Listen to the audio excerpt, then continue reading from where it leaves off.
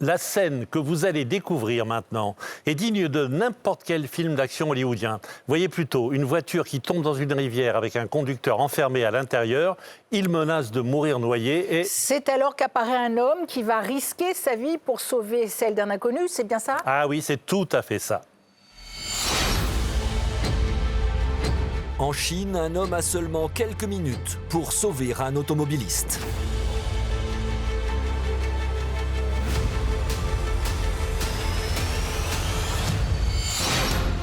Chaque année, suite à des accidents ou à des catastrophes naturelles, des milliers de véhicules se retrouvent engloutis par les eaux.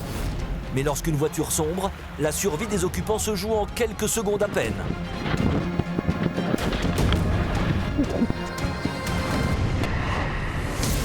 Le 14 octobre 2025, en Chine, dans la ville de Taizhou, un conducteur donne un coup de volant pour éviter un cycliste qui vient de griller un feu rouge.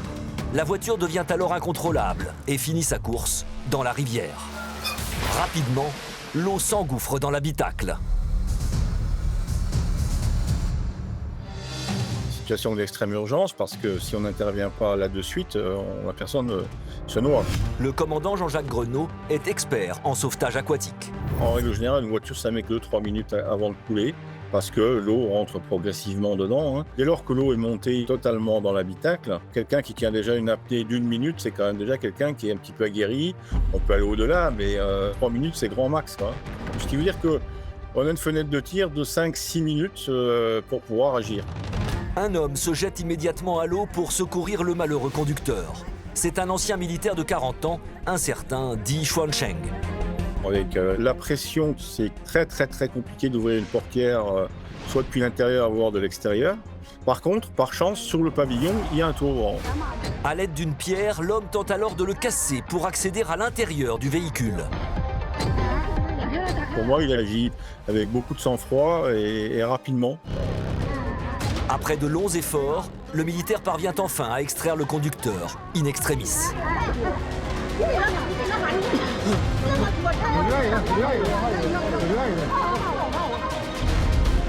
L'homme est loin d'être tiré d'affaire. Désormais, il faut rapidement le ramener sur la terre ferme.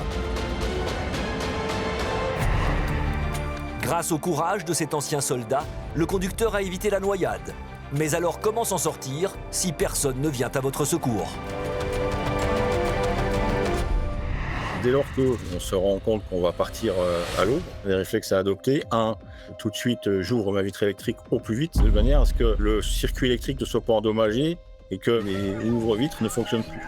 Donc si j'arrive à ouvrir ma vitre, ça va me permettre ensuite de pouvoir me dégager et sortir de là. 2, bien évidemment, je défais ma ceinture de sécurité, parce que si j'ai ma ceinture, ça sera un obstacle quand les secouristes vont vouloir m'extraire.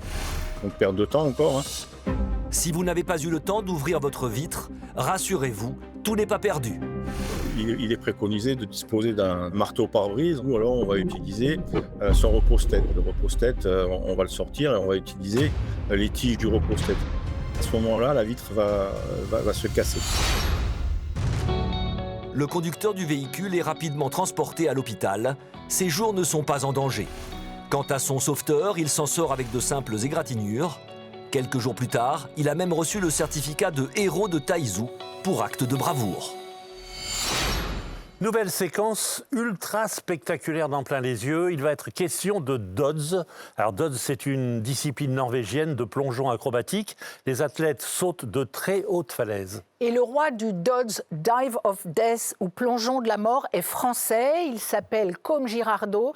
Il est 4 fois champion du monde d'un sport aussi vertigineux que dangereux, au point qu'il a même failli perdre l'usage de ses jambes. Il nous raconte les exigences de son sport méconnu. Un plongeon se transforme en cauchemar. Plonger d'une falaise en simulant un plat depuis une hauteur pouvant atteindre une quarantaine de mètres, c'est le dodge, ou plongeon de la mort, une discipline née dans les années 60 en Norvège. Le dodge, en fait, c'est un sport extrême. C'est un mélange de 4 sports, on va dire. De la randonnée, de l'escalade, de la natation et du saut de falaise en même temps. Je pense que mentalement, c'est vraiment un des sports les plus compliqués parce qu'on met sa vie en danger. On a les chocottes un peu. Le Français Côme Girardot, 23 ans, s'est imposé comme l'un des meilleurs dans cette discipline. Déjà 3 fois champion du monde, il bat le record du plus haut Dodds le 7 octobre 2024. Hauteur 44 mètres, vitesse 106 km/h. Quelques mois plus tard, Côme a bien failli perdre l'usage de ses jambes lors d'un Dodds périlleux. Nous sommes le 3 août 2025 à Majorque, en Espagne. Côme effectue un voyage entre copains et se prépare à un saut pas comme les autres. C'est un peu plus impressionnant d'en haut en fait. Là d'en bas ça paraissait chill et là c'est un peu impressionnant. Avec les vagues et tout ça fait chaos de cul un peu. Là, on était avec mon coéquipier de championnat du monde, Trulstorp, norvégien. No way! Trulstorp. On voulait battre le record du monde en tandem. Allons voler mon pote, c'est parti. Là, il y a le compte à rebours. En fait, là, je vais sauter.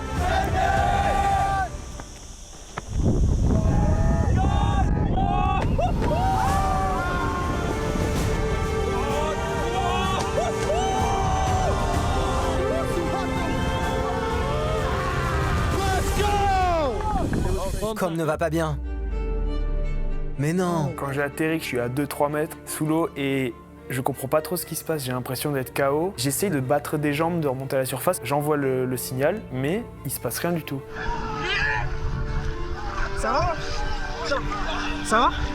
Côme ne sent plus ses jambes, c'est la stupeur chez les plongeurs. Il y a un paddle qui arrive, ils me mettent sur le paddle. Et ouais, le pire, c'est quand on me met sur le bord et qu'on me dit bah, tiens, essaie de remonter. Et en fait, je n'arrive pas à tenir debout, quoi. C'est là que tu t'inquiètes et que tu te dis oula, c'est sérieux, quoi. Le docteur Alexandre Bertolon, médecin spécialisé en médecine physique et réadaptation, ne voit évidemment pas la pratique du Dodds d'un œil serein. Le corps humain n'est clairement pas conçu pour faire du Dodds. On peut comparer l'impact du corps avec l'eau à un accident de voiture.